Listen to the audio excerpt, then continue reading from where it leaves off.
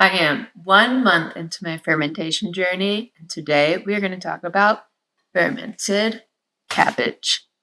It took me this long to realize that kimchi and sauerkraut are actually the same dish. Just one has a few more spices in it. This is my dog. He wants to eat it all. Fermented foods are full of flavor, as we know, and full of probiotics. And after looking at a couple different recipes from a couple different countries, I realized, the method is the same. Let's demystify all the recipes and just get down to the core of what is needed, add the flavors that we want so we can make it at home with the ingredients that we have here, and get creative in the kitchen. I'm just going to remind us all that fermented foods are great for immunity, gut health, bone density, overall digestion. What else? Metabolic health. The list goes on. There are literally so many reasons. Oh, and recently, actually, this is the most fascinating fact of all. Research has shown that lactobacillus, the bacteria that makes this lactofermentation possible, lactobacillus can attach to nanoplastic in our body, which we ingest through daily life in this modern day and age, unfortunately. Lactobacillus helps rinse microplastics out of our body, basically. So, in case you needed another reason to eat fermented foods, you now have it. I promise we will get to cooking, but before we get there, it's fun to learn a bit more about the cultures and history about the dishes that we make, right? So, something I want to clarify here is the difference between pickled and fermented foods. Sometimes they're used synonymously, but pickled is typically in a vinegar brine.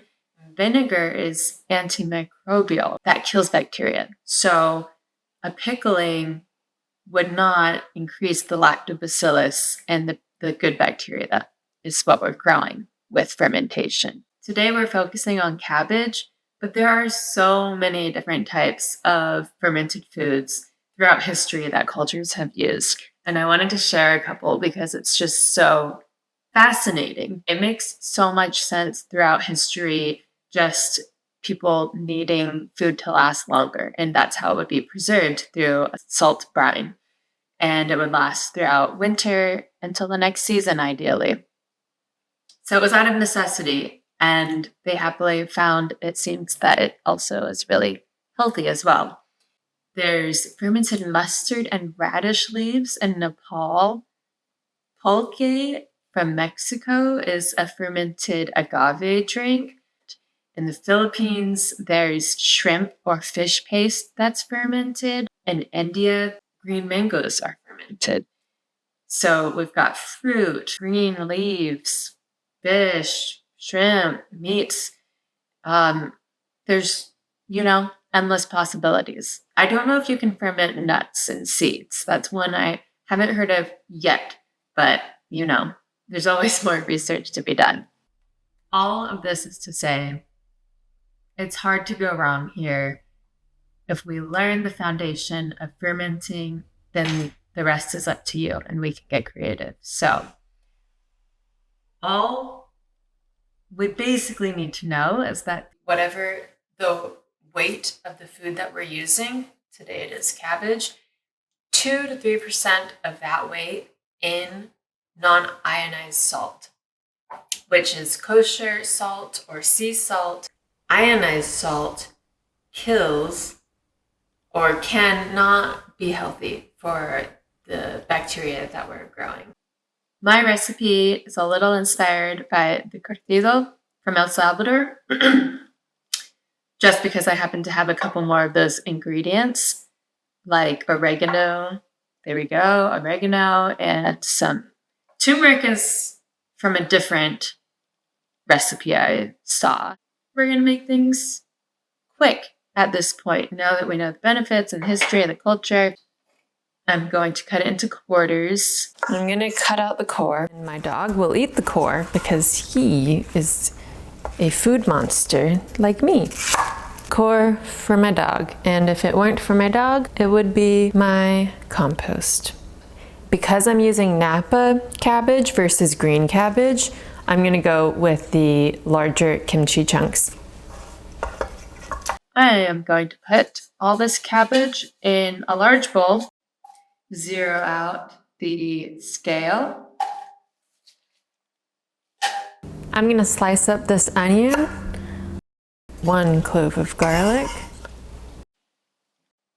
We're working with 276 grams, which means 2.75 times 2, which is 5.5.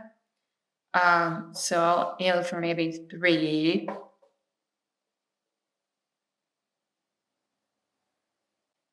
6 is what I'm saying. 5.5 rounds up to 6. That's 6 grams. And play it safe. That was perfectly 6. About a teaspoon of turmeric, mostly for color, for fun. Could maybe a teaspoon or so. Small spoonful. I like to use the lid because sometimes you just don't know what can happen.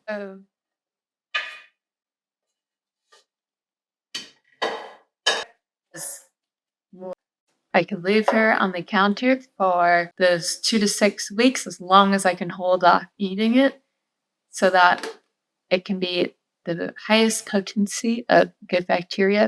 I like to keep my lid not super tight. That way carbon dioxide and gases can release itself slowly. Put her on the counter, salt, and sit, and enjoy later.